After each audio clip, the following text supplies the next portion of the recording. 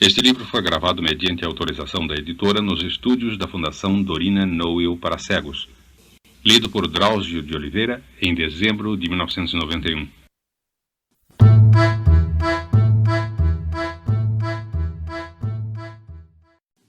O Escaravelho de Ouro, de Edgar Allan Poe. Tradução José Paulo Paes. Há anos mantive relações com um senhor chamado William Legrand. Era de uma antiga família protestante e fora rico, porém, uma série de infortúnios o levara à miséria. Para evitar a humilhação consequente aos seus desastres, deixou Nova Orleans, a cidade dos seus antepassados, indo residir na ilha de Sullivan, próximo de Charleston, na Carolina do Sul. Essa ilha é das mais singulares. É constituída apenas de areia de mar e tem mais ou menos 3 milhas de comprimento. Sua largura nunca chega a mais de 1/4 de milha. Está separada do continente apenas por uma mal visível angra que se insinua através de moitas e caniços e lodo, recanto muito procurado por marítimos. A vegetação, como logo se percebe, é pobre, ou melhor, raquítica. Só se encontram arbustos de uma certa altura. Na extremidade ocidental, no local onde se ergue o Forte Moultrie e alguns miseráveis edifícios de madeira, habitados durante o verão por gente que foge da poeira e das febres de Charleston, vêem-se, é verdade, palmeiras anãs. Mas toda a ilha, com exceção desse trecho ocidental e de uma faixa branca e desolada que borda o mar, está coberta de espessas brenhas de murta odorífera, tão apreciada pelos horticultores ingleses. O arbusto atinge às vezes a altura de 15 a 20 pés, formando um bosque intrincado, quase impenetrável, impregnando a atmosfera com sua fragrância. Na parte mais profunda desse bosque, não longe da extremidade, isto é, da mais remota zona da ilha, Legrand construíra uma cabana onde morava quando, por acaso, travamos conhecimento. Esse simples conhecimento transformou-se logo em amizade, porque ele sabia, na sua reclusão, provocar interesse e estima. Verifiquei que o meu amigo recebera uma sólida educação, servida por faculdades espirituais pouco comuns, mas tinha um entusiasmo abafado pela misantropia e vivia sujeito a infelizes alternativas de vivacidade e melancolia. Embora possuísse em sua casa muitos livros, raramente os abria. Seus principais divertimentos eram caçar e pescar ou passear pelas praias através das murtas em busca de conchas e de exemplares entomológicos. Sua coleção destes poderia fazer inveja a um Swammerdam. Nessas excursões era sempre acompanhado por um velho negro chamado Júpiter, que fora alforriado antes dos desastres financeiros da família, mas que jamais pudera ser induzido, nem por ameaças, nem por promessas, a abandonar seu jovem Sr. Will. Achava que tinha o direito de segui-lo por toda parte. É também provável que os parentes de Legrand, julgando um tanto maluco, estimassem que o negro persistisse no seu propósito, pois Júpiter seria uma espécie de guardião vigiando o fugitivo. Na latitude da ilha de Sullivan, raramente os invernos são rigorosos. É um acontecimento invulgar quando, no fim do ano, o fogo se torna indispensável. Todavia, nos meados de outubro de 1800 houve um dia em que o frio se tornou insuportável. Justamente ao pôr do sol, eu segui por um caminho através das murtas para a cabana do meu amigo, que já não via há algumas semanas. Residia então em Charleston, a uma distância de 9 milhas, e as facilidades para ir e voltar eram menores do que agora. Chegando à cabana, bati conforme o meu hábito e, não obtendo resposta, procurei a chave no lugar onde sabia estar escondida. Abri a porta e entrei. Foi uma surpresa e, com certeza, das mais agradáveis. Um belo fogo crepitava na lareira. Despi o paletó, empurrei a cadeira para junto do fogo e esperei pacientemente pelos donos da casa. Logo depois de cair a noite, eles chegaram e acolheram-me com toda a cordialidade. Júpiter, escancarando a boca em sorrisos, apressou-se em preparar algumas marrecas para o jantar. Legrand estava numa de suas crises de entusiasmo. Encontraram um bivalve desconhecido, constituindo um gênero novo, e ainda mais, apanhara com o concurso de Júpiter um escaravelho que ele julgava absolutamente novo, a respeito do qual queria ouvir a minha opinião na manhã seguinte. E por que não hoje à noite? Perguntei, esfregando as mãos diante do fogo e mentalmente mandando ao diabo todas as raças de escaravelhos. Ah, se soubesse que você estava aqui, disse Legrand. Mas há muito tempo que não o via, e como poderia adivinhar que viria visitar-me hoje à noite? Ao voltar para aqui, encontrei no caminho o tenente G, do forte, e perturbado com meu achado, emprestei-lhe o escaravelho. Assim, não lhe o posso mostrar senão amanhã. Fique aqui esta noite e, ao nascer do sol, mandarei Júpiter buscá-lo. É uma das coisas mais maravilhosas da natureza. O quê? O nascer do sol? Não, com os diabos. Refiro-me ao escaravelho. É de uma cor de ouro brilhante, grande, quase do tamanho de uma noz das maiores, com 2 manchas negras como azeviche na extremidade do dorso, e mais outra um pouco maior que as duas. As antenas são... De ouro, senhorzinho Will, interrompeu Júpiter. O escaravelho é todo de ouro, maciço, todo ele por dentro e por fora, exceto as asas. Nunca vi na minha vida um escaravelho tão pesado. Pois bem, suponhamos que você tenha razão, Júpiter, replicou Legrand com vivacidade, com demasiada vivacidade talvez, mas isso não é motivo para deixar queimar as marrecas. A cor do inseto, e Legrand voltou-se para mim, torna impossível a ideia de Júpiter. Você nunca viu um brilho metálico tão vivo como o desses éritros, conforme verificará amanhã. Enquanto isso, vou dar-lhe uma ideia da forma dele. Assim falando, sentou-se junto a uma mesinha onde havia pena e tinta, mas nenhuma folha de papel. Procurou numa gaveta, mas nada encontrou. Não importa, disse Legrand. Isso bastará. E tirou do bolso do paletó uma coisa que me pareceu um pedaço de velino antigo, muito sujo, e fez nele uma espécie de croquis com a pena. Durante esse tempo, mantinha-me junto ao fogo porque sentia frio. Quando terminou o desenho, passou as minhas mãos sem se levantar. Nesse instante, ouviu-se um forte grunhido, seguido de arranhões na porta do lado de fora. Júpiter abriu-a e uma enorme terra nova, pertencente a Legrand, precipitou-se pelo aposento, saltou sobre mim, enchendo-me de festas, porque eu sempre o agradava cada vez que visitava o dono. Quando terminou as demonstrações de alegria, olhei para o papel e, para dizer a verdade, fiquei seriamente intrigado com o desenho. Sim, disse eu, depois de o ter contemplado por alguns minutos. É um estranho escaravelho, confesso. É novo para mim.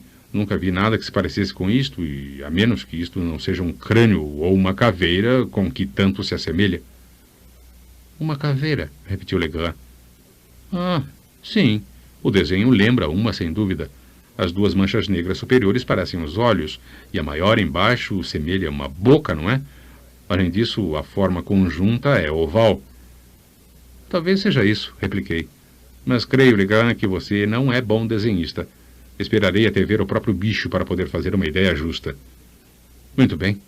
Não sei como foi isso, disse ele um pouco magoado. Não creio que desenhe bem, mas pelo menos deveria fazê-lo, pois tive bons professores e não sou precisamente besta. Mas então, meu caro, respondi, você está gracejando comigo. Isto é um crânio bem desenhado. Direi mesmo que é um crânio perfeito, de acordo com todos os preceitos de osteologia, e o seu escaravelho será o mais singular de todos os escaravelhos do mundo, se parecer com isso. Poderíamos mesmo formar sobre o caso surpreendente superstição. Presumo que denominará o seu inseto Scarabeus caput hominis, ou coisa parecida. Há nos livros de história natural muitas demonstrações desse gênero. Mas onde estão as antenas de que falou? As antenas, exclamou Legrand, que parecia inexplicavelmente exaltado. Deve ver as antenas aí, estou certo disso. Eu as desenhei tal como estão no original e presumo que estejam bem visíveis. Bem, respondi. Talvez você as tenha desenhado, mas a verdade é que não as vejo. E estendi-lhe o papel sem acrescentar nenhuma crítica a mais, porém muito perturbado com a feição que o caso estava tomando. Intrigava-me o seu mau humor, e quanto ao desenho do inseto, não havia positivamente antenas visíveis. O conjunto lembrava fielmente uma caveira vulgar. Ele pegou o papel com ar aborrecido e estava a ponto de amassá-lo e lançá-lo ao fogo, quando seu olhar caiu por acaso no desenho e toda a sua atenção se fixou nele. Por um instante, seu rosto tomou uma intensa cor vermelha, depois excessivamente pálida. Durante alguns minutos, sem se mexer do lugar, continuou a examinar o desenho minuciosamente. Então levantou-se, tomou um candeeiro da mesa e foi sentar-se numa caixa no outro canto do aposento. Aí recomeçou a examinar cuidadosamente o papel, voltando-o em todos os sentidos. Contudo, não dizia nada, e seu procedimento causava-me extrema perturbação. Mas julguei prudente não exasperá-lo com qualquer comentário em vista do seu crescente mau humor. Afinal, tirou do bolso uma carteira, meteu nela o desenho e guardou-a cuidadosamente numa escrivaninha, fechando-a à chave. Voltou então aos seus modos calmos, porém seu entusiasmo desaparecera completamente. Seu aspecto traduzia mais concentração do que despeito. À medida que a noite avançava, ele mais se absorvia na sua cisma e não pude arrancá-lo dela de modo nenhum. Inicialmente eu tivera a intenção de passar a noite na cabana, como já o fizera mais uma vez. Mas, dado o seu mau humor, julguei conveniente partir. Ele não fez nenhum esforço para deter-me, mas quando ia saindo apertou minha mão com cordialidade maior do que a de hábito. Mais ou menos um mês depois desse caso, e durante esse intervalo não ouvi falar de Legrand, recebi em Charleston uma visita de Júpiter. Jamais vira o velho negro tão abatido e receei que houvesse sucedido ao meu amigo alguma desgraça. Bem, Júpiter, dize-me o que há de novo? Como vai o teu senhor? Para dizer a verdade, senhor, ele não vai tão bem quanto deveria ir. Ah, sim, sinto muito essa notícia. Mas do que se queixa ele? Ah, eis a questão. Não se queixa de nada, mas sei que está bem doente. Bem doente, Júpiter? E por que não dizes tudo de uma vez? Está de cama? Não, não está de cama. Não se queixa de nada. Eis justamente o que me dói. Estou muito aflito com o estado do meu pobre senhor Will. Júpiter, não entendo nada do que dizes. O teu senhor está doente, mas o que tem ele? Ele não disse o que sente? Oh, senhor, é inútil quebrar a cabeça com isso. O senhor Will diz que não tem nada, absolutamente nada. Mas então por que anda sempre pensativo, de cabeça baixa, ombro caído e pálido como um fantasma? E porque vive sempre a mexer com um mundo de cifras? Com cifras, Júpiter? Vive a escrever cifras e sinais numa lousa, sinais esquisitos como nunca vi. Começo a ter medo, apesar de tudo. É preciso que eu esteja sempre a vigiá-lo. Outro dia ele me escapou antes do sol nascer, passando fora todo dia. Cortei um bom cacete para castigá-lo, como o diabo quando ele voltasse. Mas sou uma besta e não tive coragem. Vi-o com um aspecto tão infeliz. Ah, realmente? Afinal, penso que deve ser indulgente para com o teu pobre rapaz. Não é preciso bater-lhe, Júpiter. Talvez ele não esteja em estado de suportar isso. Mas não podes fazer ideia da origem dessa doença ou dessa mudança de conduta? Terá recebido alguma má notícia desde a última vez que estive na cabana? Não, senhor. Não veio nada desde então, mas sim antes disso. Sim, tenho medo. Desde o dia justamente em que esteve lá. Como? Que queres dizer? Senhor, quero falar do escaravelho, eis tudo. Do quê? Do escaravelho. Estou certo de que senhor Will foi mordido em qualquer parte da cabeça pelo escaravelho de ouro. E que motivos tens para esta suposição? Ele tem ferrão, senhor, e também uma boca. Nunca vi um escaravelho tão endiabrado. Segura e morde quem dele se aproxima. Foi ao pegá-lo que senhor Will foi mordido, sem dúvida. Lembro-me da rapidez com que tornou a largá-lo.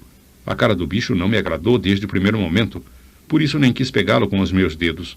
Peguei-o com um pedaço de papel que encontrei, envolvi-o num pedacinho e tapei-lhe a boca com o resto. Foi assim que peguei nele. E pensas, então, que o teu senhor foi realmente mordido pelo escaravelho e que essa mordedura o pôs doente? Eu não penso, eu sei.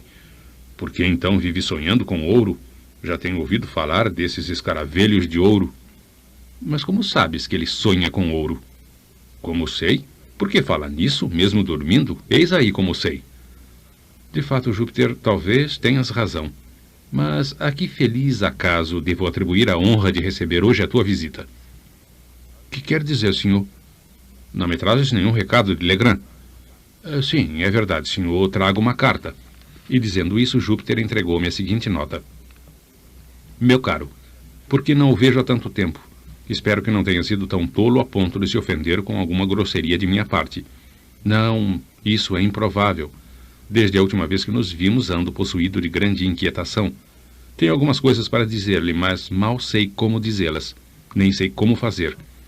Não me sinto muito bem há já alguns dias e o pobre velho Júpiter aborrece-me insuportavelmente com todos os seus cuidados e atenções. Pode você crer nisso? Outro dia ele preparou um grosso cacete para me bater por eu ter escapado o dia todo sozinho, entre as colinas, no continente. Creio que foi o meu mau aspecto que me salvou das cacetadas. Nada acrescentei à minha coleção depois que nos vimos. Venha com Júpiter, se puder, e se não achar inconveniente. Venha, venha. Desejo vê-lo hoje à noite para um caso grave. Asseguro-lhe que é da mais alta importância. Sempre seu, William Legrand. Havia no tom dessa carta algo que me causou forte inquietação. O estilo era absolutamente diferente do estilo habitual de Legrand. Em que diabo pensava ele? Que nova fantasia tomara conta do seu cérebro? Que caso de tão alta importância seria esse? A narrativa de Júpiter não pressagiava nada de bom, e eu receava que o contínuo infortúnio tivesse perturbado a razão do meu amigo. Sem hesitar um instante, preparei-me para partir com o negro. Chegando ao cais, notei uma foice e 3 picaretas, todas novas, que estavam no fundo do bote em que íamos embarcar. Que significa isso, Júpiter? Perguntei. Isso é uma foice, senhor, e 3 picaretas. Bem, o vejo, mas por que estão aqui? Senhor Will disse-me para comprar isso na cidade e paguei-as bem caro. Custou-nos um dinheiro de todos os diabos. Mas, em nome de tudo que é misterioso, o que é que o teu senhor vai fazer com uma foice e estas picaretas? Pergunta-me mais do que sei. Ele próprio não o sabe. Diabo me leve se não estou convencido disso. Mas tudo é obra do escaravelho. Vendo que não poderia tirar nenhum esclarecimento de Júpiter, cujo pensamento parecia absorvido pelo escaravelho, entrei no bote e abri as velas. Uma boa e forte brisa nos levou bem depressa para a pequena enseada ao norte do Forte Moultrie, e após um trajeto de 2 milhas mais ou menos, chegávamos à cabana. Eram quase 3 horas da tarde. Legrand esperava-nos com viva impaciência. Apertou minha mão com uma pressão nervosa que me alarmou e aumentou certas suspeitas. Seu rosto apresentava uma palidez de espectro, e seus olhos escavados de natureza tinham um brilho sobrenatural. Depois de algumas perguntas sobre a sua saúde, não achando nada para dizer, perguntei-lhe se o tenente G lhe devolvera afinal o escaravelho. Ah, sim, replicou ele, enrubescendo violentamente. Logo na manhã seguinte, por nada no mundo me separaria desse escaravelho.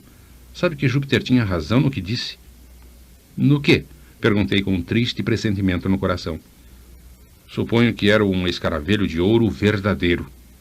Disse isso com profunda seriedade, o que me fez um mal indizível. Este escaravelho está destinado a fazer a minha fortuna, continuou com um sorriso de triunfo. A reintegrar-me nas posses da minha família. É, pois, estranho que eu o tenha em tão alto apreço.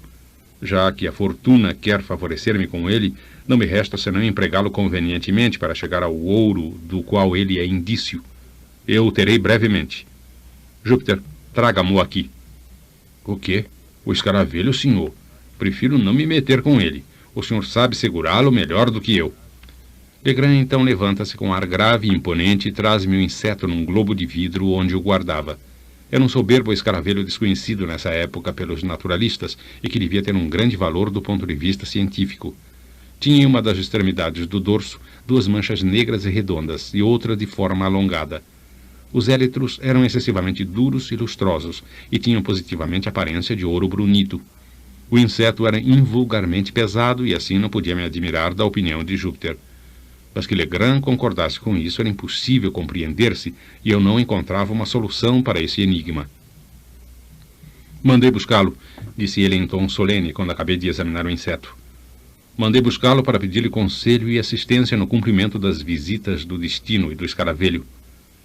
Meu caro Legrand, exclamei interrompendo, você com certeza não está bem e seria melhor tomar algumas precauções. Vá para o leito. Ficarei consigo alguns dias até que se restabeleça. Você está com febre e... Veja meu pulso, replicou ele. Tomei-lhe o pulso e, para dizer a verdade, não encontrei o menor sinal de febre. Mas bem pode estar doente sem ter febre. Permita-me somente, por esta vez, ser o seu médico. Antes de tudo, vá para a cama. Depois... Engana-se, interrompeu ele. Estou tão bem quanto permite o meu estado de excitação. Se realmente quer fazer-me bem, procure abrandar esta excitação. E que é preciso fazer para isso? É muito fácil. Júpiter e eu vamos partir para uma expedição nas colinas, no continente, e precisamos do auxílio de uma pessoa de toda confiança. Você é essa única pessoa. Quer a nossa expedição fracasse ou triunfe, depois dela estarei livre desta excitação. Tenho um maior desejo em servi-lo em qualquer coisa, repliquei. Mas quererá dizer-me se esse infernal escaravelho tem qualquer relação com a expedição às colinas? Sim, de certo. Então, Legrand, é-me impossível cooperar numa empresa tão claramente absurda. Desgosta-me isso, muito mesmo, porque teremos de tentar este negócio nós dois apenas. Vocês? Sós? Você enlouqueceu certamente. Mas vejamos, quanto tempo durará sua ausência? Provavelmente toda a noite. Vamos partir imediatamente e, em todo caso, estaremos de volta ao nascer do sol. E promete-me, sob palavra de honra, que, passado esse capricho do escaravelho, meu Deus, que, satisfeita a sua curiosidade, voltará para a cabana e seguirá exatamente as minhas prescrições, como as do seu médico? Sim, prometo. E agora partamos, porque não temos tempo a perder. Muito apreensivo, acompanhei meu amigo. Às 4 horas, nos pusemos em marcha. Legrand, Júpiter, o cão e eu. Júpiter conduzia a foice e as picaretas. Insistia em fazer sozinho esse trabalho para poupar o senhor. Além disso, estava com um mau humor horrível, exclamando "escaravelho do diabo" em toda a viagem. Quanto a mim, carregava 2 lanternas. Legrand contentava-se com o escaravelho que levava pendurado num cordão, fazendo voltear em torno da sua pessoa com ares de mágico. Observando esse supremo sintoma de demência de meu amigo, mal podia conter as lágrimas. Pensei que seria melhor participar da sua fantasia no momento, para depois tomar providências enérgicas. Todavia, sondava, porém inutilmente, o fim da expedição. Ele tinha conseguido que eu o acompanhasse e parecia pouco disposto a conversar sobre o assunto. A todas as minhas perguntas, só sabia responder: "Veremos." Atravessamos num botezinho a angra da ponta da ilha e subimos pelos barrancos da margem oposta, dirigindo-nos para o nordeste através de uma região horrivelmente selvagem e desolada, onde era impossível descobrir traços de pés humanos. Legrand seguia o seu roteiro com decisão, parando apenas de tempos em tempos para consultar certas indicações que parecia já ter anteriormente verificado. Marchamos assim 2 horas mais ou menos, e o sol já ia se deitando quando penetramos numa região infinitamente mais sinistra do que todas as que tínhamos visto até então. Era uma espécie de chapada perto do cimo de uma montanha horrivelmente escarpada, coberta de árvores, da raiz ao ápice, cheia de enormes blocos de pedra, muitos se apoiando no tronco das árvores, sem o que se precipitariam montanha abaixo. Ravinas profundas, desenvolvendo-se em várias direções, davam à cena um caráter de solenidade ainda mais lúgubre. A plataforma natural sobre a qual estávamos era tão densamente cheia de espinhos que vimos bem que sem a foice não poderíamos abrir passagem. Júpiter, obedecendo ao seu senhor, começou a abrir um caminho até o pé de uma tulipeira gigantesca, que ali se encontrava em companhia de 8 ou 10 carvalhos, sobre a plataforma, mais altos que todas as árvores que eu vira por ali. Quando chegamos junto a essa árvore, Legrand voltou-se para Júpiter e perguntou se ele era capaz de subir até o cimo. O pobre velho pareceu ligeiramente perturbado com a pergunta e ficou alguns momentos sem responder. Entretanto, aproximou-se do tronco, rodeando-o atentamente. Quando terminou seu exame, disse simplesmente: "Sim, patrão, Júpiter ainda não viu uma árvore que não pudesse subir por ela." "Então suba, vamos, depressa, porque logo vai escurecer." "Até onde preciso subir, senhor?" perguntou Júpiter. "Trepe primeiramente pelo tronco acima, depois direi que direção deves tomar." "Ah, um momento. Leve este escaravelho contigo." "O escaravelho, senhor Will? O escaravelho de ouro?"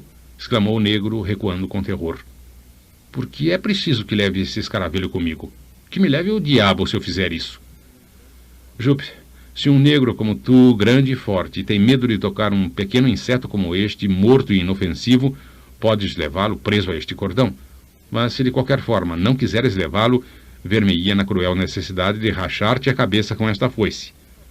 "Meu Deus! Que vai fazer, patrão?" retorquiu Júpiter, envergonhado da sua fraqueza. "Será preciso que viva a discutir com o velho negro?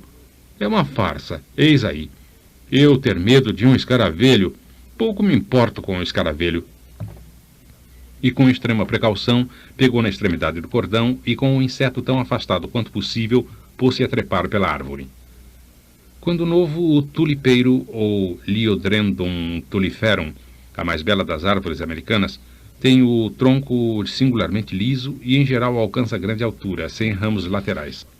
Mas quando chega à maturidade, a casca se torna rugosa e desigual e pequenos rudimentos de ramos se manifestam em grande número pelo tronco. Assim, a escalada, neste caso, era muito mais difícil na aparência do que na realidade. Abraçando do melhor modo o enorme tronco com os braços e os joelhos, com pequenos impulsos das mãos, Júpiter subiu pelo fuste até o primeiro galho, observando se conseguia seu intento. Com efeito, o principal risco da sua empresa tinha sido vencido, embora o bravo negro estivesse a 70 pés do solo. "Para que lado devo ir agora, Sr. Will?" perguntou ele lá de cima. "Siga sempre pelo galho mais grosso, esse deste lado", respondeu Legrand. O negro obedeceu prontamente. Continuou a subir cada vez mais alto até que seu vulto mergulhou na espessura da folhagem. Estava agora invisível. Então sua voz distante exclamou: "É preciso subir ainda mais?" "A que alturas estás?" perguntou Legrand. Tão alto", respondeu o negro, "que posso ver o céu através do cimo da árvore." Não te preocupes com o céu. Presta atenção ao que digo. Examina o tronco e conta os ramos abaixo de ti deste lado. Quantos já passaste? 1, 2, 3, 4, 5. Já passei por 5 grossos ramos, patrão. Então sobe ainda mais um ramo. Ao fim de alguns minutos, sua voz se fez ouvir novamente. Anunciava que atingira o 7º ramo. Agora, Jupe, gritou Legrand, preso de grande agitação. É preciso que encontres um meio de seguir por esse ramo mais que puderes. Se vires alguma coisa extraordinária, avisa-me. Desde esse momento desapareceram as dúvidas que tinha sobre a demência de meu amigo. Não o considerei mais senão como ferido de alienação mental, e comecei a inquietar-me seriamente pelo modo de fazê-lo voltar à cabana. Enquanto meditava sobre o que poderia fazer, a voz de Júpiter soou de novo. Tenho medo de ir mais longe por esse galho. É um galho morto em quase toda a sua extensão. Dizes que é um galho morto, Júpiter? Gritou Legrand com a voz trêmula de emoção. Sim, patrão, morto, perfeitamente morto. Em nome dos céus, que fazer? Pergunta Legrand, que parecia tomado de verdadeiro desespero. Que fazer? Disse eu, satisfeito por encontrar o momento de dizer uma coisa razoável. Voltar para casa e nos deitarmos? Vamos, venha. Seja razoável, meu amigo, já é tarde e tenho a sua promessa. Júpiter, exclamou ele sem me dar a menor atenção. Estás me ouvindo? Sim, patrão Will, ouço-o perfeitamente. Corte a madeira com a faca e diga se ela está muito podre. Podre, patrão. Bem podre, respondeu o negro logo. Completamente podre. Poderei ir um pouco mais longe, porém sozinho... Tu, sozinho? Que queres dizer? Quero falar do escaravelho. É muito pesado o escaravelho. Se eu o largasse, o galho poderia aguentar bem comigo. Só o meu peso. Idiota do inferno, gritou Legrand. Que tolices está dizendo? Se deixares cair o inseto, torcer-te-ei o pescoço. Presta atenção, Júpiter. Estás me ouvindo? Sim, senhor. Não vale a pena maltratar o pobre negro. Pois bem, escuta-me agora. Se fores pelo ramo até onde puderes, eu te darei de presente $1 de prata, logo que desças. Já me vou pelo galho, patrão Will, respondeu logo o negro. Já estou quase no fim do galho. No fim, exclama Legrand radiante. Estás no fim desse galho? Estou no fim, senhor. Oh, senhor Deus, misericórdia! Que há aqui nesta árvore? Ah, grita Legrand no cúmulo da alegria. Que é? É apenas um crânio. Alguém deixou a cabeça aqui na árvore e os corvos comeram toda a carne. Um crânio, dizes? Muito bem. Como está preso no galho? Que é que o segura? Ah, é preciso ver. Ah, é uma coisa bem esquisita a palavra. É um buraco feito nele que o prende ao galho. Bem, agora, Júpiter, faze o que te vou dizer. Estás ouvindo? Sim, patrão. Presta bem atenção. Veja o olho esquerdo da caveira. Oh, é engraçado. Ela não tem olho esquerdo. Maldita estupidez. Sabes distinguir a mão direita da esquerda? Sim, sei tudo isso. A esquerda é a com que racho os paus. Sem dúvida, és canhoto. E teu olho esquerdo está do lado da mão esquerda. Agora, penso, podes encontrar o olho esquerdo ou o lugar onde foi o olho esquerdo? Achaste? Houve um silêncio. Por fim, o negro perguntou. O olho esquerdo é do mesmo lado da mão esquerda do crânio. Mas o crânio não tem mão... mas não é nada. Encontrei o olho esquerdo. Eis aqui o olho esquerdo. Que fazer agora? Deixa passar por ele o escaravelho tão longe quanto possa ir o cordão. Mas toma cuidado em não largar a ponta do cordão. Já o fiz, Sr. Will. É muito fácil passar o escaravelho pelo buraco. Vai descendo. Durante todo o diálogo, Júpiter permanecia invisível, mas o inseto que ele deixava passar aparecia agora na ponta do cordão e brilhava como uma esfera de ouro nos últimos raios do sol poente que nos iluminava ainda um pouco. O escaravelho descendo emergia dos ramos, e se Júpiter o largasse, ele cairia aos nossos pés. Legrand imediatamente tomou a foice e abriu na terra um buraco circular, de 3 ou 4 jardas de diâmetro, justamente sob o inseto. Tendo terminado o trabalho, ordenou a Júpiter que largasse o cordão e descesse da árvore. Com o maior cuidado, meu amigo fixou na terra uma pequena estaca, precisamente no ponto onde caíra o escaravelho, e tirou do bolso uma fita métrica. Prendeu uma ponta na árvore, desenrolou-a até a cavilha, continuou assim a desenrolá-la na direção dada por esses 2 pontos, a cavilha e o tronco, até a distância de 50 pés. Durante esse tempo, Júpiter limpava o terreno com a foice. No ponto encontrado, ele fincou outra estaca e, tomando-a como centro, descreveu grosseiramente um círculo de 4 pés de diâmetro, mais ou menos. Tomou então uma picareta e, entregando outra a Júpiter e outra a mim, nos pediu para cavar o mais rápido possível. Para falar francamente, não sentia nenhum prazer nesse divertimento, porque a noite descia cada vez mais e me sentia fatigado do exercício que fizera. Mas não havia meio de me subtrair. Admirava a prodigiosa serenidade do meu próprio amigo. Se pudesse contar com a ajuda de Júpiter, não teria dúvida em conduzi-lo à força para a cabana. Mas conhecia bem o caráter do velho negro para esperar auxílio numa luta pessoal com o seu senhor. Não duvidei de que Legrand estava com o cérebro atacado por uma dessas superstições do sul relativas a tesouros ocultos e que essa superstição fora confirmada pelo achado do escaravelho, ou talvez mesmo pela obstinação de Júpiter em sustentar que o escaravelho era de ouro puro. Um espírito fraco poderia bem deixar-se levar por isso. Depois lembrei-me das palavras de meu amigo sobre o escaravelho, indício de sua fortuna. Além de tudo mais, estava cruelmente atormentado e embaraçado. Mas afinal resolvi, malgrado meu, cavar com vontade para convencer o mais depressa possível o meu visionário amigo da tolice da sua fantasia. Acendemos as lanternas e atacamos o trabalho com um zelo que valia bem um objetivo mais racional. E como a luz caía sobre nossas pessoas e nossos utensílios, não pude deixar de pensar que constituíamos um grupo assaz pitoresco e que, se algum estranho nos visse, formularia graves suspeitas sobre nós. Cavamos rigorosamente durante 2 horas. Falávamos pouco. Nosso principal embaraço era causado pelos latidos do cão, que tomavam um interesse excessivo pelo trabalho. Depois tornou-se tão turbulento que receamos que atraísse a atenção de alguém por ali, o que muito preocupava Legrand, e o que eu quase desejava para nos interromper e a poder assim levar meu amigo para casa. Afinal, o caso foi resolvido por Júpiter, que, saltando do buraco com um aspecto furioso, amarrou a boca do animal com um dos seus suspensórios e voltou triunfante ao trabalho.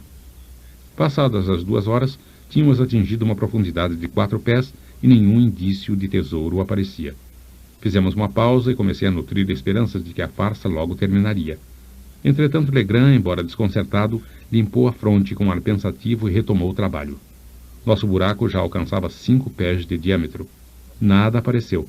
Meu caçador de ouro, que já me fazia piedade, saltou enfim do buraco com o mais vivo desapontamento estampado no rosto e começou a vestir o paletó que deixara ali perto. Quanto a mim, procurei nada dizer no momento. Júpiter, a um sinal do seu senhor, começou a juntar as ferramentas. Feito isso, tomamos o caminho em profundo silêncio. Tínhamos dado talvez 1 dúzia de passos quando Legrand, soltando uma terrível blasfêmia, salta sobre Júpiter e segura-o pela gola do casaco. O negro, estupefato, escancarou os olhos e a boca, largou os utensílios e caiu de joelhos.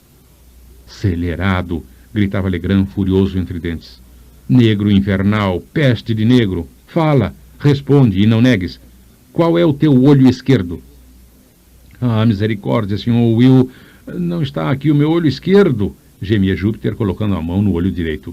E ali a mantinha com desespero, como se temesse que o patrão fosse arrancá-lo. Bem que desconfiei, bem o sabia. Diabo! Vociferou Legrand, saltando sobre o negro e dando uma série de saltos de alegria para grande espanto do preto que nos olhava. Vamos, é preciso voltar, disse ele. A partida não está perdida. E retomou o caminho para a árvore. Júpiter, disse então ao chegarmos junto à árvore. Vem aqui. O crânio está com a face para cima ou apoiado no galho? A face está para cima, patrão, de modo que os corvos puderam comer os olhos. Bem, então foi por esse olho ou por este que soltaste o escaravelho? E Legrand tocava ao mesmo tempo nos 2 olhos do negro. Por este, senhor, pelo esquerdo, juro. E o pobre negro apontava para o olho direito. Vamos, vamos, é preciso recomeçar. Então comecei a ver na loucura do meu amigo certos indícios de método. Retirou a estaca do primitivo lugar onde caíra o escaravelho e levou-a para 3 polegadas a oeste da sua primeira posição. Medindo novamente com o cordão, estendeu-o numa linha de 50 pés até atingir um novo ponto, bem distante do lugar onde tínhamos cavado. Em torno desse centro foi traçado um círculo um pouco maior do que o primeiro, onde nos pusemos a cavar.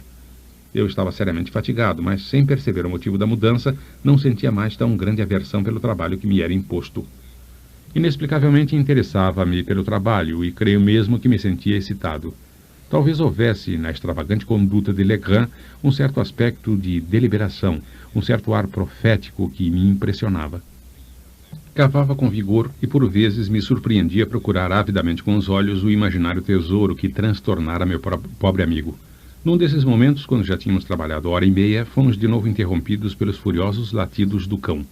Sua inquietação na primeira vez fora naturalmente o resultado de um capricho ou de uma alegria. Mas agora ele tomava um tom mais violento e mais característico. Como Júpiter procurasse amordaçá-lo, opôs uma resistência furiosa e, pulando para o buraco, se pôs a cavar freneticamente com as patas.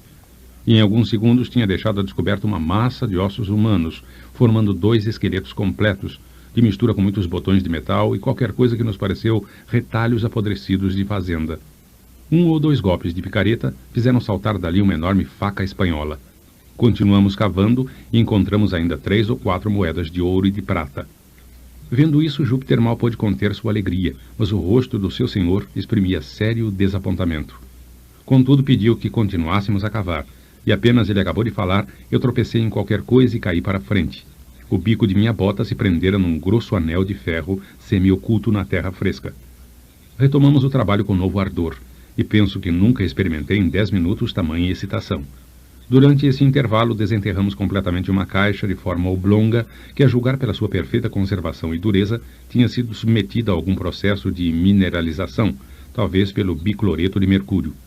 Esta caixa, toda chapeada de ferro, tinha 3,5 pés de comprimento e 2,5 de fundo. Dos lados havia 6 anéis de ferro pelos quais 6 pessoas podiam erguê-la. Todos os nossos esforços só conseguiram deslocá-la um pouco.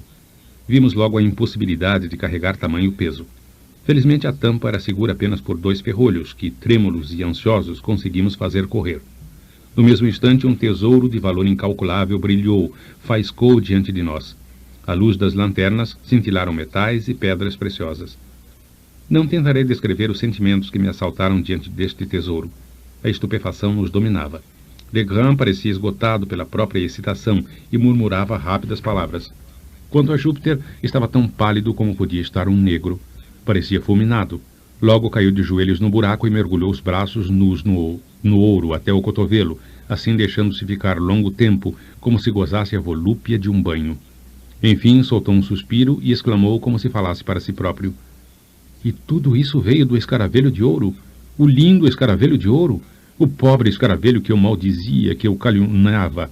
Não tem vergonha disso, negro vilão, hein? Responde. Foi preciso que eu despertasse, por assim dizer, o senhor e o criado dessa estupefação, dizendo que era necessário levar tudo antes do amanhecer. Não sabíamos que partido tomar e perdemos muito tempo em deliberações, porque tínhamos as ideias em desordem.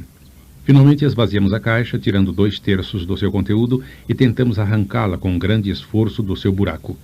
Os objetos que tínhamos tirado foram depositados na relva e confiados à guarda do cão, sob várias recomendações de Júpiter. Pusemos-nos então rapidamente a caminho com a caixa, e chegamos à cabana sem incidentes, mas muito fatigados, a 1h da madrugada. Esgotados como estávamos, não pudemos voltar logo ao trabalho. Descansamos até as 2h. Depois voltamos para a montanha munidos de 3 grandes sacos. Chegamos ao buraco pouco antes das 4h. Enchemos os sacos e, sem pensar ao menos em tapar o buraco, nos pusemos em marcha para casa, onde depusemos pela segunda vez nossos fardos preciosos, justamente quando o dia começava a clarear. Estávamos absolutamente imprestáveis, mas tão excitados que não podíamos repousar. Após um sono inquieto de 3 ou 4 horas, levantamo-nos como se houvéssemos combinado antes, para procedermos a um exame do nosso tesouro. A caixa fora cheia até as bordas, e passamos todo o dia e grande parte da noite a inventariar tudo aquilo. Não havia nenhuma ordem no trabalho, tudo estava empilhado à toa. Quando pudemos fazer uma classificação geral, encontramo-nos na posse de uma fortuna que ultrapassava todas as nossas suposições. Haveria ali em espécie mais de 450 mil dólares, estimando o valor pelas cotações daquela época, o mais rigorosamente possível. Em tudo isso, nenhuma parcela de prata. Tudo era ouro antigo de grande variedade. Dinheiro francês, espanhol e alemão, alguns guinéus ingleses e moedas que não conhecíamos, peças grandes e pesadas e tão gastas que não podíamos decifrar as inscrições. Nenhum dinheiro americano. Quanto à avaliação das joias, o caso era mais difícil.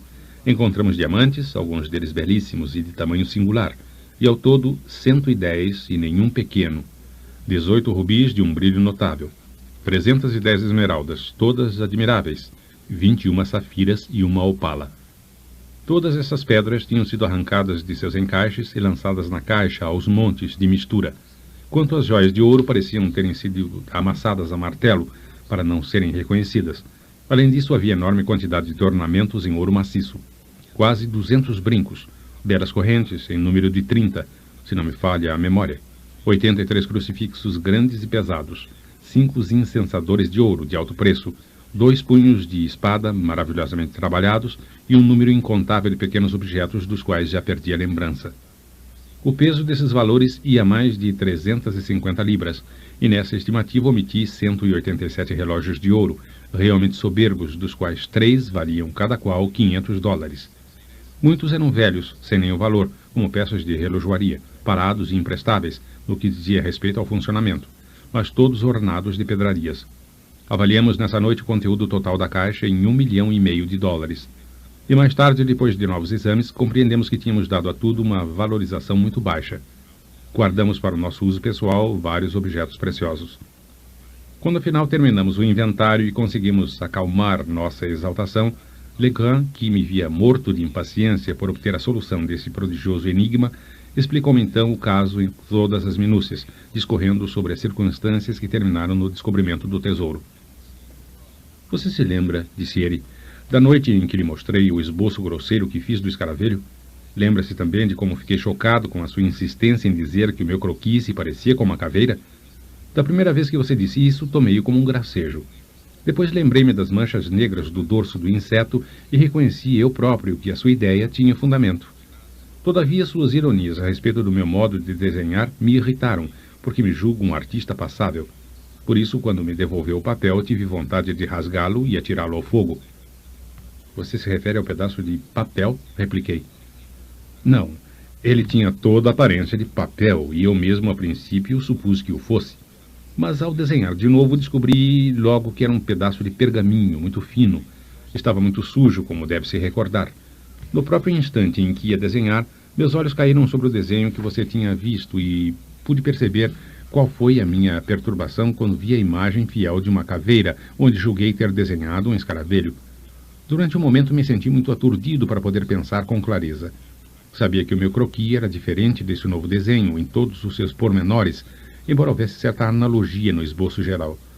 Tomei então um candeeiro e, sentando-me no outro canto do aposento, procedi a uma análise mais atenta do pergaminho. Voltando-o na mão, vi meu próprio esboço pelo reverso, tal como eu o tinha feito. Minha primeira impressão foi simplesmente de surpresa.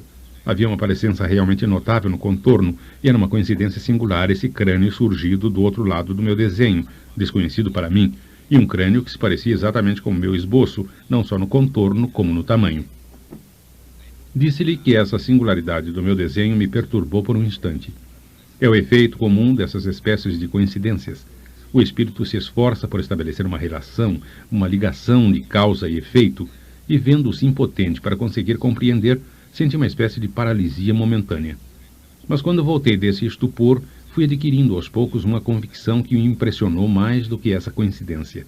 Comecei a me lembrar distintamente que não havia nenhum desenho no pergaminho antes do meu escaravelho. Adquiri a certeza perfeita, porque me lembrava de ter voltado de ambos os lados para então fazer o meu desenho num lugar limpo.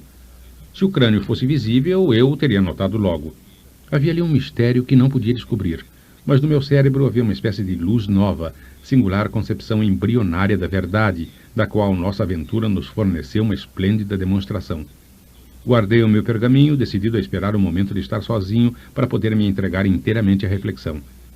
Quando você se retirou e mal Júpiter adormeceu, entreguei-me a uma investigação um pouco mais metódica do caso. Antes de tudo, queria saber de que modo esse pergaminho viera às minhas mãos. O lugar onde descobrimos o escaravelho estava ao lado do continente, a 1 milha mais ou menos, a este da linha, mas uma pequena distância acima do nível da maré alta. Quando encontrei o escaravelho, ele me mordeu com tanta força que fui obrigado a largá-lo. Júpiter, com sua prudência habitual, antes de apanhar o inseto que caíra do seu lado, procurou em redor uma folha ou qualquer coisa parecida para o pegar. Foi neste momento que seus olhos e os meus caíram sobre o pedaço de pergaminho, que então tomei por papel. Estava meio enterrado na areia com uma ponta para cima. Perto do lugar onde nos encontrávamos, observei os restos da carcaça de um grande navio, destroços de naufrágio, pelo que pude julgar no momento. Esses restos estavam ali provavelmente há muito, porque mal se percebia a vaga forma do esqueleto de um navio. Júpiter, pois, tomou o pergaminho, com ele envolveu o inseto e me entregou o embrulho. Pouco depois retomamos o caminho da cabana e encontramos o tenente G. Mostrei-lhe o inseto e ele pediu-me para mostrá-lo no forte. Consenti e ele o pôs no bolso do colete, sem o pergaminho que o envolvia e que eu conservava na mão enquanto ele examinava o escaravelho. Talvez receasse que mudasse de ideia e julgou prudente guardá-lo logo no bolso. O tenente é um apaixonado da história natural e de tudo com que ela se relaciona. É evidente que, sem pensar no que fazia, pus o pergaminho no bolso. Você se recorda que, quando me sentei na mesa para fazer o croquis do escaravelho, não encontrei papel no lugar onde regularmente o tinha. Procurei na gaveta e nada também. Procurei nos bolsos, esperando encontrar alguma velha carta, quando meus dedos tocaram no pergaminho. Explico minuciosamente toda a série de circunstâncias, porque todas elas se fixaram vivamente no meu espírito. Sem dúvida nenhuma há de considerar-me um sonhador, mas eu já tinha estabelecido uma espécie de conexão. Tinha unido dois elos de uma grande cadeia. Um navio naufragado na costa e, não longe desse navio, um pergaminho trazendo a figura de um crânio. Naturalmente você há de perguntar onde está a relação entre as duas coisas. Responderei que o crânio, ou caveira, é o emblema bem conhecido dos piratas. Nas suas batalhas, sempre içavam um pavilhão onde se via uma caveira. Já lhe disse que era um pedaço de pergaminho e não de papel.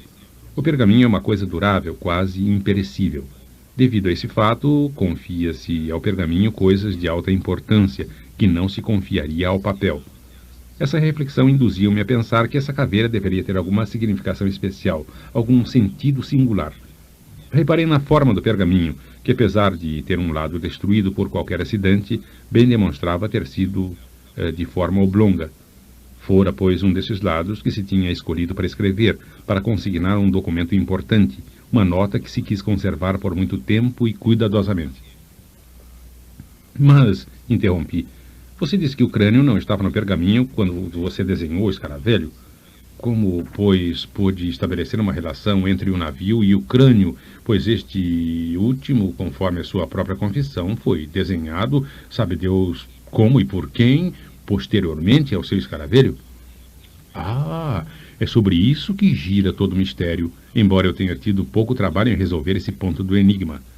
Meu caminho era seguro e não podia me levar senão a um resultado. Raciocinei assim, por exemplo. Quando desenhei um escaravelho, não havia traços de crânio no pergaminho. Quando acabei o meu desenho, passei-o a você e não o perdi de vista até que mo devolveu. Consequentemente, não foi você quem desenhou o crânio, e não havia outra pessoa para fazer isso. Não tinha sido, pois, criado por ato humano, e, todavia, ali estava ele, sob os meus olhos. Cheguei a esse ponto das minhas reflexões e recordei-me de todos os incidentes com perfeita exatidão nesse intervalo. A temperatura estava fria. Ah, o feliz, o raro incidente! E um bom fogo ardia na lareira. Eu estava bastante aquecido para poder trabalhar e sentei-me perto da mesa. Você, no entanto, chegou sua cadeira para perto do fogo, justamente no momento em que lhe pus o pergaminho na mão.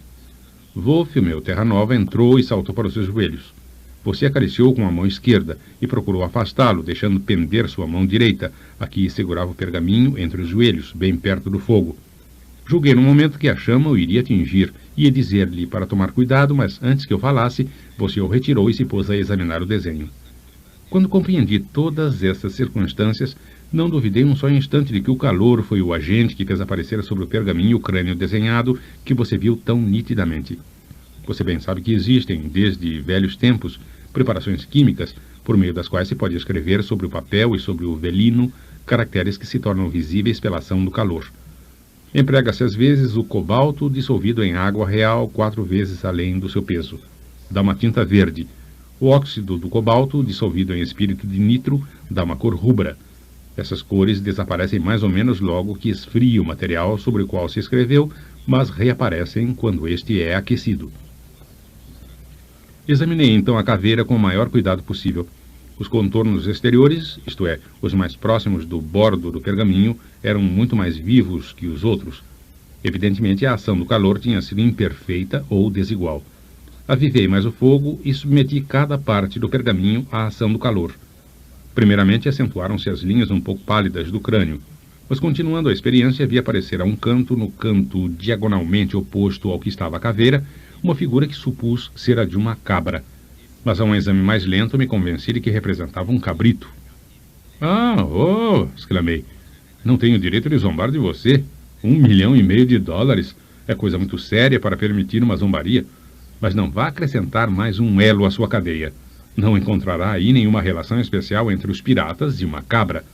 Bem o sabes, os piratas não tinham nada a ver com cabras. Isso pertence aos chacareiros, aos criadores. Mas acabo de dizer-lhe que a figura não era de uma cabra. Bem, vá pelo cabrito, é quase a mesma coisa. Quase, porém não de todo, disse Legrand. Você já ouviu falar de certo Capitão Kidd? Considerei logo a figura desse animal como uma espécie de assinatura logogrífica ou hieroglífica. Kidd, cabrito. Digo, assinatura porque o lugar onde ela estava sugeria essa ideia. Quanto à caveira colocada no canto oposto, tinha o aspecto de um sinete. Mas fiquei profundamente desconcertado com a ausência do resto, com o próprio corpo do meu documento fantasiado, do texto do pergaminho. Presumo que esperava encontrar uma carta entre o timbre, o sinete e a assinatura. Qualquer coisa desse gênero. O fato é que me sentia irresistivelmente penetrado do pressentimento de uma imensa sorte iminente. Por quê? Não sei dizer. Afinal, talvez fosse mais um desejo do que uma crença positiva. Mas creia-me que o absurdo do Júpiter, dizendo que o escaravelho era de ouro puro, teve uma notável influência sobre a minha imaginação. E, além disso, essa série de coincidências era tão extraordinária. Já reparou como tudo isso era fortuito por dentro? Tudo isso vinha num só dia e num dia de frio intenso. E houve a intervenção do cão no momento preciso. E tudo para me trazer esse tesouro que eu não descobriria sem a caveira. Vamos, vamos, estou em brasas. Pois bem, você conhece essa imensidade de histórias que correm de milhares de rumores vagos relativos aos tesouros escondidos na costa do Atlântico por Kidd e seus asseclas? Afinal, todos esses rumores deviam ter algum fundamento. Esses rumores duraram tanto tempo e circularam com tanta persistência que pensei então que o tesouro devia existir e devia estar oculto em algum lugar. Se Kidd tivesse desenterrado o tesouro, esses rumores se extinguiriam. Se o pirata tivesse retomado seu dinheiro, a lenda nolo diria do mesmo modo. Pareceu-me que algum acidente, a perda do roteiro, por exemplo, o impediu de reaver o tesouro. Suponho que esse acidente chegou ao conhecimento dos seus companheiros que não sabiam onde estava o tesouro e que, após pesquisas inúteis, sem guias e sem indicações precisas, deram nascimento a esse rumor universal e essas lendas tão vulgares. Já ouviu falar de algum grande tesouro que tenha sido desenterrado no litoral? Nunca. Ora, é notório que Kidd tinha acumulado imensas riquezas. Julguei, pois, como coisa certa, que a terra as guardava ainda. E não se perturbe se eu lhe disser que senti em mim uma esperança que ia quase à certeza. É que o pergaminho, tão singularmente encontrado, continha indicação do lugar onde estava essa riqueza. Mas como procedeu para chegar a isso? Expus de novo o pergaminho ao calor depois de ter aumentado o fogo, mas nada apareceu. Pensei que a camada de sujeira pudesse talvez ser a causa do insucesso. Assim, limpei cuidadosamente o pergaminho, deitando-lhe por cima água quente. Depois coloquei numa caçarola com a caveira para cima e pus a caçarola sobre carvões em brasa. Ao fim de alguns minutos, a caçarola estava aquecida. Retirei o pergaminho e verifiquei com inexprimível alegria que ele estava marcado em alguns lugares com sinais que pareciam números colocados em linha. Deixei-o mais um pouco na caçarola, durante 1 minuto, e quando retirei, estava como vai vê-lo. Aqui Legrand, tendo novamente esquecido o pergaminho, submeteu-o ao meu exame. Uma série de caracteres apareceram em vermelho, grosseiramente traçados entre a caveira e o cabrito. Algarismos, sinais de mais, sinais de chaves de parênteses, asteriscos. Mas, disse eu devolvendo o pergaminho, não vejo nada claro. Se todos os tesouros de Golconda dependessem de sinais assim, eu com certeza os perderia. No entanto, disse Legrand, a solução não é tão difícil como se imagina à primeira vista. Esses caracteres, como se poderia adivinhar facilmente, formam uma cifra, isto é, apresentam um sentido. Mas conforme o que sabemos sobre Kidd, eu não devia supor que ele fosse capaz de fabricar uma criptografia tão estranha. Julguei, pois, logo de início que isso era uma espécie simples, mas que, para a inteligência grosseira do pirata, parecia absolutamente insolúvel sem uma chave decifradora. E você pôde decifrá-la realmente? Muito facilmente. Tenho decifrado outros 1000 vezes mais difíceis e complicados. As circunstâncias e uma certa inclinação de espírito me têm levado a tomar interesse por esses enigmas, e é realmente duvidoso que o engenho humano possa criar um enigma desse gênero, que não tenha uma aplicação suficiente em algum método previsto. Assim, uma vez que consegui estabelecer uma série de caracteres legíveis, apenas pensei nas dificuldades da significação. No caso atual, e em suma em todos os casos de escrita secreta, a primeira coisa a concluir é a língua do algarismo, porque os princípios da solução, principalmente quando se trata de algarismos mais simples, dependem do gênio de cada idioma e podem ser modificados. Em geral, não há outro meio senão tentar a adaptação de línguas conhecidas até chegar a que dê melhor interpretação ao caso. Mas nos algarismos de que nos ocupamos, toda a dificuldade estava resolvida pela assinatura. O trocadilho com a palavra kid só é possível se fazer na língua inglesa. Sem essa circunstância, eu teria começado os meus ensaios pelo espanhol e pelo francês, como sendo a língua que um pirata desses mares teria de usar para qualquer coisa secreta dessa natureza. Mas no caso, presumi que o criptograma era em inglês. Note que não há espaços entre as palavras. Se houvesse espaços, a tarefa teria sido singularmente mais fácil. Nesse caso, eu teria começado por fazer uma coleção e uma análise das palavras mais curtas, e se tivesse encontrado, como é sempre provável, uma palavra e uma só letra, A ou I, eu, por exemplo, teria considerado a solução como sendo segura. Mas desde que não havia espaços, meu primeiro dever era salientar as letras predominantes, como as que encontrasse mais raramente. Contei todas elas e formei este quadro estatístico. O caractere 8 se encontra 33 vezes. O caractere ponto e vírgula se encontra 26 vezes. O caractere 4 se encontra 19 vezes. Os caracteres mais, chave voltada para a esquerda, se encontram 16 vezes. O caractere asterisco se encontra 13 vezes. O caractere 5 se encontra 12 vezes. O caractere 6 se encontra 11 vezes. Os caracteres mais 1 se encontram 8 vezes. O caractere 0 se encontra 6 vezes. Os caracteres 9 e 2 se encontram 5 vezes. Os caracteres 2 pontos 3 se encontram 4 vezes. O caractere ponto de interrogação se encontra 3 vezes. O caractere 2 barras paralelas se encontram 2 vezes. Os caracteres traço ponto se encontram 1 vez. Ora, a letra que se encontra mais frequentemente em inglês é o E. As outras se sucedem nesta ordem: A, O, L, D, H, N, R, S, T, U, V, C, F, G, L, M, W, B, K, P, Q, X, Z. E predomina tão singularmente que é raro se encontrar uma palavra de certo tamanho em que ele não entre como letra principal. Temos, pois, para começar, uma base de operações que dá alguma coisa mais do que uma simples conjetura. O uso geral que se pode fazer dessa tabela é evidente, mas nesse caso servir-nos-á um pouco. Sendo nosso caráter dominante o 8, assim começaremos por torná-lo o E do alfabeto. Para verificar essa suposição, vejamos se o 8 se encontra duplo, porque o E se duplica muito em inglês, como por exemplo nas palavras meet, fleet, speed, seen, been, agree, etc. Ora, no caso presente, vemos que ele dobra 5 vezes, embora seja curto o criptograma. Assim, o 8 representará o E. Agora, de todas as palavras da língua, THE é a mais usada. Consequentemente, é preciso verificar se encontraremos essa combinação de 3 letras repetidas, com o 8 no fim das 3. Se encontramos repetições desse gênero, elas representarão muito provavelmente a palavra THE. Feita a verificação, encontramos 7, e os caracteres são ao todo 48. Podemos, pois, supor que o sinal ponto e vírgula representa T, que 4 representa H e que 8 representa E. O valor do último se encontra assim de novo confirmado. Deu-se, pois, um grande passo no caminho da decifração. Determinamos apenas uma palavra, mas essa única nos permite estabelecer um ponto muito mais importante, isto é, os começos e as terminações de outras palavras.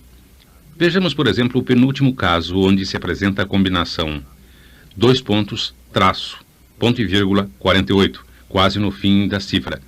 Sabemos que o traço, ponto e vírgula, que vem imediatamente depois, é o começo de uma palavra, e dos 6 caracteres que se seguem a esse, conhecemos nada menos que 5. Substituamos, pois, esses caracteres pelas letras que eles representam, deixando um espaço para o desconhecido. T, E, E, T, H. Devemos primeiramente separar o TH, como não podendo fazer parte da palavra que começa pelo primeiro T, pois vimos, experimentando sucessivamente todas as letras do alfabeto para preencher a lacuna, que é impossível formar uma palavra que parta de TH. Reduziremos então nossos caracteres a T, E, E, vírgula. E retomando de novo todo o alfabeto, se for preciso, vemos a palavra tree, árvore, como sendo a única versão possível. Ganhamos assim uma nova letra, R, representada por traço, parênteses voltado para a direita, vírgula, mais duas palavras justapostas. The tree, árvore.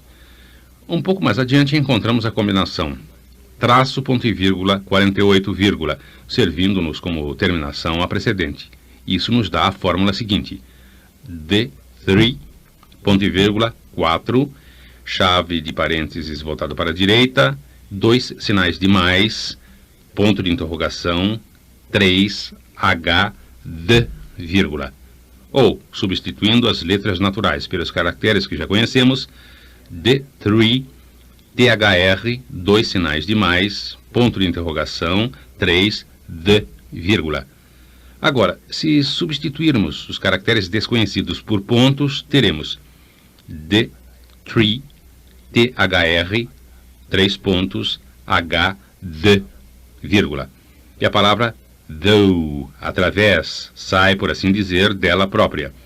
Assim, essa descoberta nos dá 3 letras a mais, O, U e G, representadas por 2 sinais de mais, ponto de interrogação e 3. Agora, procuremos atentamente no criptograma combinações de caracteres conhecidos e encontraremos, não longe do começo, o arranjo seguinte. 83, chave de parênteses, voltado para a direita, 88, ou agree, que é evidentemente a terminação da palavra degree, grau, e que nos dá ainda uma letra, D, representada por uma cruz. 4 letras adiante dessa palavra degree, encontramos a combinação ponto e vírgula, chave de parênteses voltado para a direita, 48, ponto e vírgula, 88, da qual traduziremos os caracteres já conhecidos, representando o desconhecido por um traço. Isso nos dá TH-RTEE, combinação que nos sugere imediatamente a palavra 13, e nos fornece 2 letras novas, I e N, representadas por 6 e por o asterisco. Voltemos agora ao começo do criptograma. Encontraremos a combinação 53, 2 sinais de mais, um em cima do outro, e mais uma cruz. Traduzindo, como já fizemos, obteremos isto, good, o que mostra que a primeira letra é um A, e que as 2 primeiras palavras são a good, um bom ou uma boa. É tempo agora, para evitar toda a confusão, de dispor todas as normas descobertas sob forma de quadro, e isso nos dará um começo de chave. 5 representa A, cruz representa D, 8 representa E, 3 representa G, 4 representa H, 6 representa I, asterisco representa N, 2 cruzinhas, ou 2 sinais de mais, um em cima do outro, representa O. Uma chave de parênteses voltada para a direita representa R. Ponto e vírgula representa T. Assim temos 10 letras, as mais importantes, e é inútil prosseguirmos na solução através de todas essas miudezas. Eu já lhe disse que os sinais desse gênero são fáceis de decifrar, e dou-lhe um meio explicativo e prático de resolvê-lo, mas fique certo de que o espécime que temos aqui é de categoria dos mais simples em criptografia. Resta-me apenas dar-lhe a tradução completa do documento, como se tivéssemos decifrado sucessivamente os caracteres. Ei-lo. A good glass in the Bishop's Hotel in the Devil's Seat 21 degrees and 13 minutes northeast and by north main branch 7th limb east side shoot from the left eye of the death had a beeline from the 3 though the shot 50 feet out.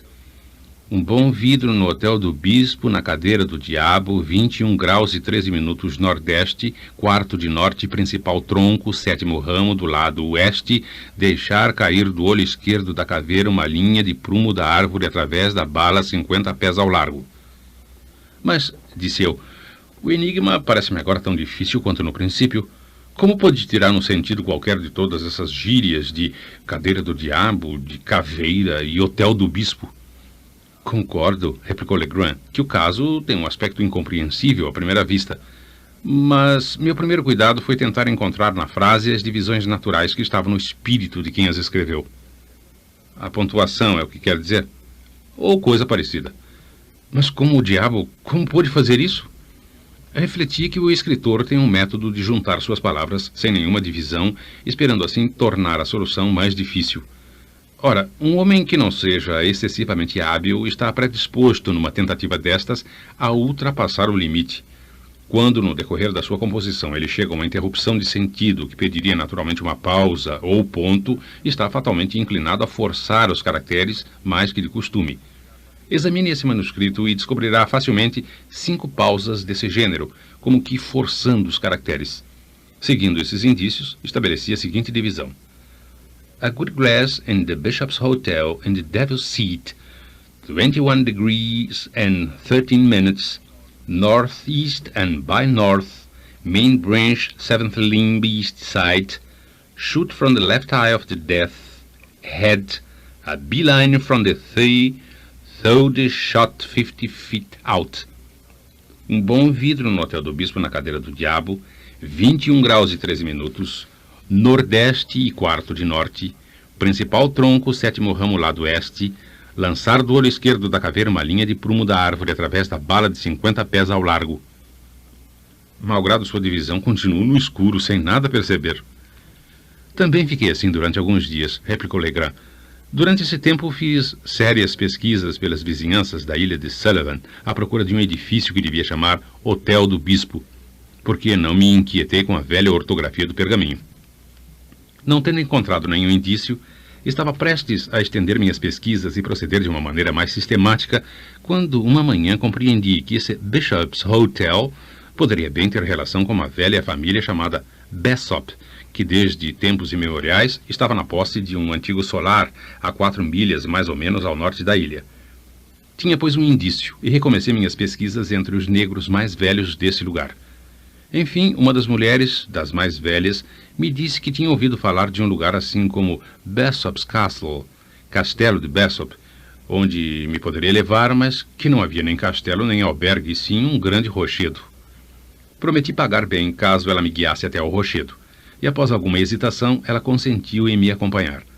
Nós o descobrimos sem grandes dificuldades nesse mesmo dia e comecei a examinar o local.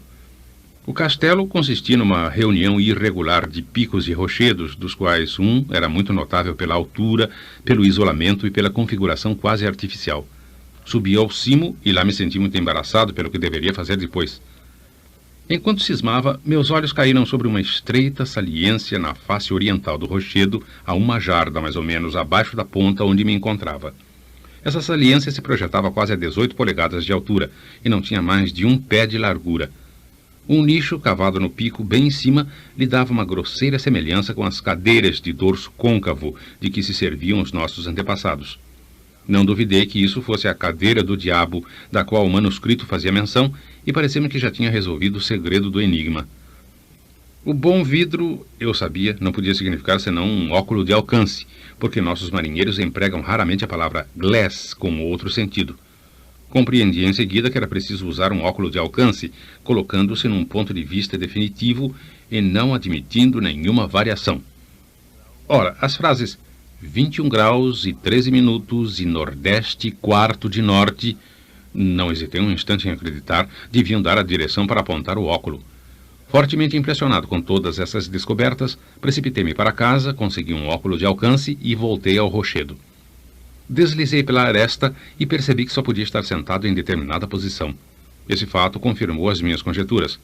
Pensei então em me utilizar do óculo. Naturalmente, os 21 graus e 13 minutos só podiam ser traçados acima do horizonte sensível, pois a direção horizontal estava claramente indicada pelas palavras Nordeste, quarto de Norte. Estabeleci essa direção por meio de uma bússola portátil. Depois, apontando o mais exatamente possível, por aproximação, o meu óculo a um ângulo de 21 graus de elevação, o fiz mover com precaução de cima para baixo e de baixo para cima, até que minha atenção foi atraída por uma espécie de buraco circular na folhagem de uma grande árvore que domina todas as que ali se avistam. No centro desse buraco, percebi um ponto branco, mas não pude descobrir logo o que era. Depois de ter ajustado o foco do meu óculo, olhei de novo e me assegurei de que era um crânio humano.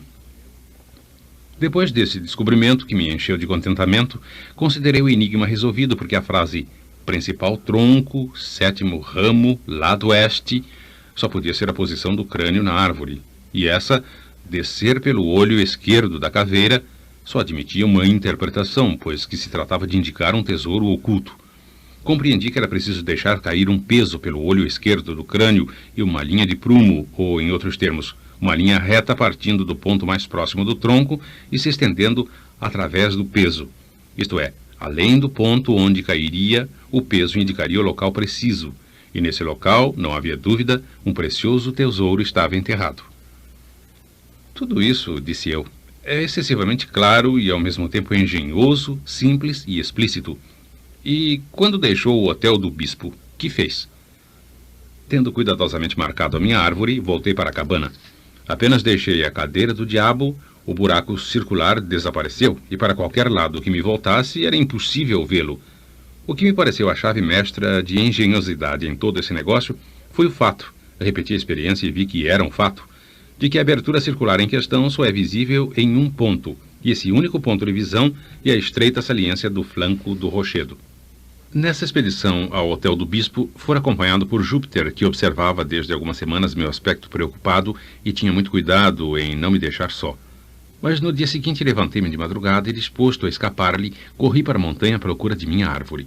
Após muito trabalho, consegui encontrá-la. Quando voltei para casa, à noite, meu criado estava disposto a me dar uma sova. Suponho, disse eu, que você ficou desorientado na primeira tentativa quando Júpiter deixou cair o escaravelho pelo olho direito do crânio em vez do olho esquerdo. Justamente. E isso fazia uma diferença de 2,5 polegadas mais ou menos relativamente ao peso, isto é, à posição da cavilha perto da árvore.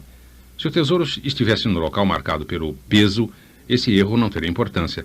Mas o peso e o ponto mais próximo da árvore eram 2 pontos servindo para estabelecer uma linha de direção. Naturalmente, o erro, pequeno no começo, aumentaria em proporção a uma distância de 50 pés da linha e nos desviaria do local. Sem a ideia fixa que tinha, teríamos perdido o tesouro escondido. Mas a sua ênfase, suas atitudes solenes balançando o escaravelho, quantas coisas bizarras, julguei-o positivamente um louco. E por que quis deixar cair do crânio esse inseto em vez de um peso? Por Deus! Para ser franco, confesso que me senti um tanto acabrunhado com as suas suposições sobre o meu estado de espírito e resolvi puni-lo tranquilamente, ao meu modo, com essa pequenina mistificação. Eis porque balançava o escaravelho e eis porque queria vê-lo cair do alto da árvore. Uma observação que você me fez sobre o seu peso singular me trouxe essa ideia. Sim, compreendo. Agora, só há um ponto que me embaraça. Como explicar o que significavam os esqueletos que encontramos no buraco? É uma pergunta que não posso responder melhor do que você. Só vejo uma maneira viável para explicá-la, e minha hipótese implica numa atrocidade tal que é horrível de acreditar. É claro que Kidd, se foi Kidd quem escondeu o tesouro, do que não duvido, é claro que ele precisou de ajudante para o seu trabalho. Mas, terminada a tarefa, julgou conveniente fazer desaparecer todos os que soubessem do segredo. 2 bons tiros de pistola talvez bastassem, enquanto seus ajudantes estavam no buraco. Talvez ele matasse até 1 dúzia. Quem é que poderia saber a verdade? Para ler esse conto, acesse www.poeteiro.com